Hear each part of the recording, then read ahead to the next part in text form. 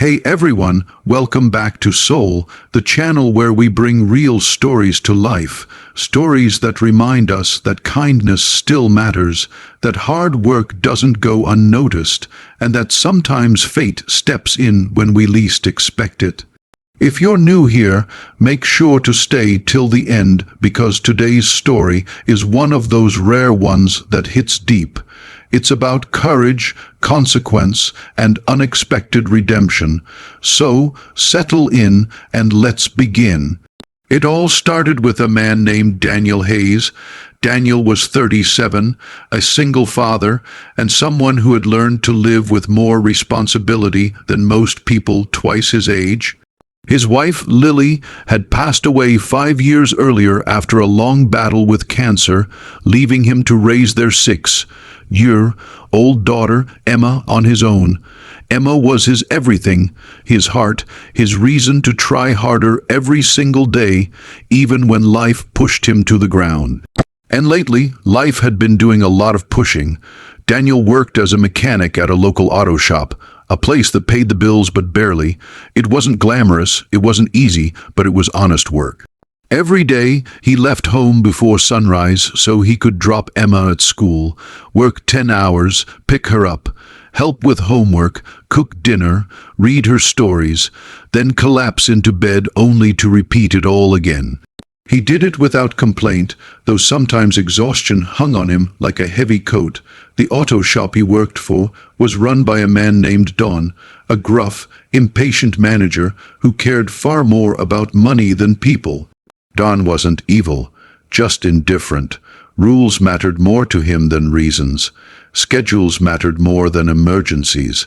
And above all, he hated when employees did anything outside their assigned duties. He called it liability, Daniel called it nonsense, but he needed the job, so he bit his tongue more often than he wanted. On a Thursday afternoon in early spring, just around closing time, Daniel was tightening a bolt on a customer's sedan when he heard frantic voices outside the garage. He glanced up to see 2 EMTs standing next to an ambulance with its hood open. One of them, a woman in her late 20s, looked on the verge of tears. "It just died on us. It won't start," she shouted. "We have a patient in the back," the other EMT said. "Unresponsive, low oxygen. We can't move." Daniel felt something freeze inside him. A broken ambulance wasn't like a broken car. It was life or death. Without thinking, he dropped his tools and rushed outside. "What happened?" he asked. The woman looked at him desperately. "You're a mechanic, right? Please, we need help. He's crashing." Daniel didn't waste time. He popped the hood further, stuck his head in, and scanned everything with quick, trained eyes. Loose terminal, corroded contact, a small problem with huge consequences. But that's when Don stormed out of the office. "Hey, what do you think you're doing?" he barked. Daniel didn't even look up. "They have a patient inside. The ambulance won't start. I just need 2 minutes. "No," Don snapped. "That's not our property. That's not our paperwork. That's not our problem. Liability, Hayes. Get back inside." "Don, someone could die," Daniel shouted back, frustration rising. "And I don't care. You touch that ambulance, you're fired. End of discussion." Daniel stared at him in disbelief. The EMT stared too. Silence hung in the air like smoke. Daniel exhaled slowly, and then he made his choice. He turned away from Don and reached into the engine. His hands moved fast. He wiped the terminal, reconnected it, secured the line, tightened the bracket. 2 minutes, that's all it took. He slammed the hood shut and shouted, "Try it now." The EMT jumped into the driver's seat, turned the key, and the engine roared back to life. "Oh, thank God," she gasped. Thank you so much." Daniel stepped back, relieved, but Don's face was red with fury. "You're done, Hayes," he said, voice shaking with rage. "Get your stuff. You're fired." The EMT looked horrified. One tried to argue. "Sir, he saved a man's life. but Daniel shook his head. Just go, get your patient where he needs to go. The EMT nodded with gratitude and drove off, sirens wailing. Daniel walked back into the shop, grabbed his small toolbox, and left without another word. He wasn't angry. He wasn't even surprised, but he was terrified, because without a job, he didn't know how he was going to take care of Emma. That night, he tried his best to hide the fear from his daughter. He made her favorite dinner, mac and cheese with chicken slices, read her 2 stories instead of 1, and kissed her good night. Only after she fell asleep did he let the weight crash down on him. He sat at the kitchen table with his head in his hands, wondering how he'd pay rent, how he'd afford groceries, how he'd keep life from falling apart. But life, unpredictable as always, had already started shifting in a very different direction. The man inside the ambulance, the one whose life Daniel had helped save, was not just any patient. His name was Leonard Briggs, a 70-year-old CEO of a major medical technology company known as Brigstone Industries. Leonard was a self-made billionaire, but more importantly, he was a good man, a quiet man, a man who believed in kindness and fairness and helping people who helped others. And when he regained consciousness the next morning in the hospital, the first thing he said wasn't, "Where am I?" or "What happened?" It was, "Who brought me here?" The EMT explained everything: the breakdown, the panic, the mechanic who stepped up when no one else would, the man who got fired for saving him. Leonard listened silently. He nodded, and then he said, "I want to meet him." Later that afternoon, Daniel was in the small kitchen of his apartment, pouring cereal for Emma, when his phone rang with an unfamiliar number. He ignored it. Probably a bill collector, but when it rang again, then again, he answered out of annoyance. "Hello, is this Mr. Daniel Hayes?" A calm, warm voice asked. Yes, who's this?" "My name is Leonard Briggs. Yesterday, you helped save my life." Daniel froze. I don't understand." Leonard chuckled gently. "I was the patient in that ambulance. The EMT told me what happened. They told me you fixed their vehicle when they were desperate, and they told me what it cost you." Daniel glanced at Emma, who was happily humming as she ate her cereal.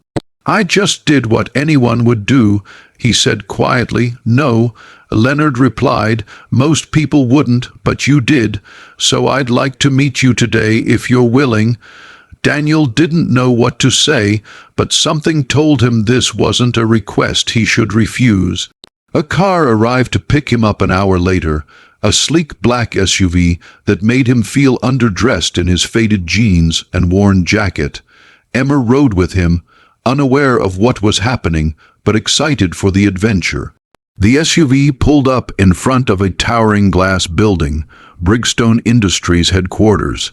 Daniel had seen it in the news, but standing in front of it felt surreal. He carried Emma in his arms as they rode the elevator to the top floor, where a receptionist greeted them and led them to an executive office with floor-to-ceiling windows overlooking the city. Inside sat Leonard. He was older, his hair silver, his eyes kind, his posture relaxed. He smiled warmly when he saw Daniel and Emma. "You must be Emma," Leonard said, extending a hand to the little girl. She shyly shook it. "And you," he continued, turning to Daniel, "are the man who refused to let me die." Daniel felt embarrassed. "I really didn't do anything special." Leonard leaned back in his chair. "Do you know why the ambulance broke down? A corroded terminal, something that could have cost me my life, but you fixed it without hesitation. Most mechanics would have stepped away when their boss told them not to interfere. You didn't. You chose a stranger's life over your own job." Daniel didn't respond. He didn't know how. Leonard folded his hands. "I want you to work for me." Daniel's eyes widened. "Sir, I appreciate that, but I'm just a mechanic." "And what do you think keeps our ambulances, our emergency vehicles, our equipment running?" Leonard asked. Machines, machines that need skilled hands, hands like yours. Daniel swallowed. I don't know if I'm qualified. Leonard smiled. Let me be the judge of that. He stood up, walked to a cabinet, and pulled out a folder. In here is a job offer, full-time, benefits, a salary that will take the pressure off your shoulders. You'll oversee maintenance for our entire medical fleet. Daniel felt his breath catch. His hands trembled as he held the folder. There's more, Leonard added. I also heard from the EMT how unfairly you were fired, so I made a few calls. Daniel looked up. Leonard continued, your former boss, Don, will receive a visit from my legal team today. Wrongful termination is a serious matter.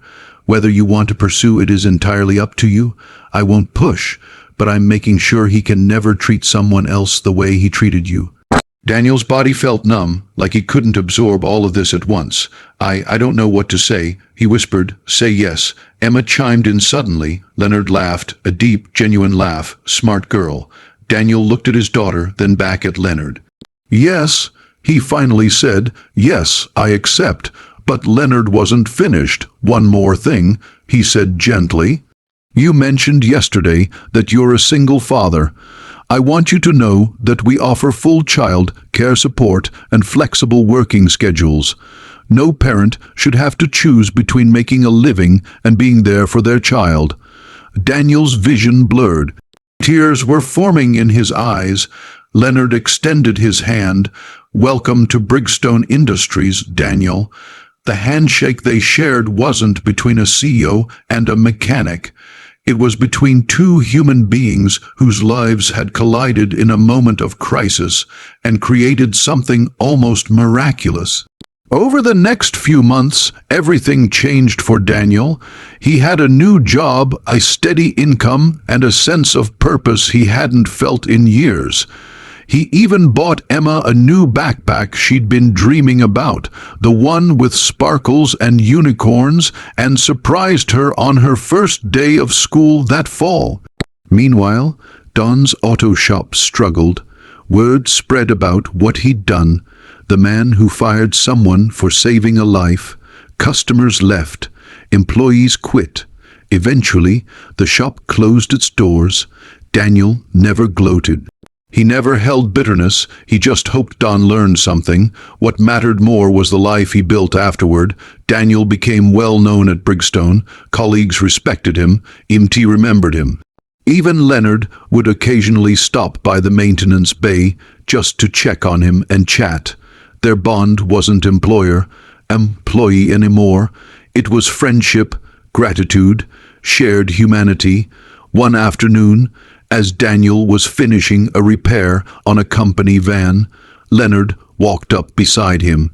You know, Leonard said, every major decision I've made in my career, every partnership, every innovation, I've thought it through for weeks, but hiring you, that was the easiest decision I've ever made. Daniel smiled, wiping grease from his hands. I just fixed an ambulance. No, Leonard replied. You saved a man who still had work to do in this world, and in doing so, you changed your own future.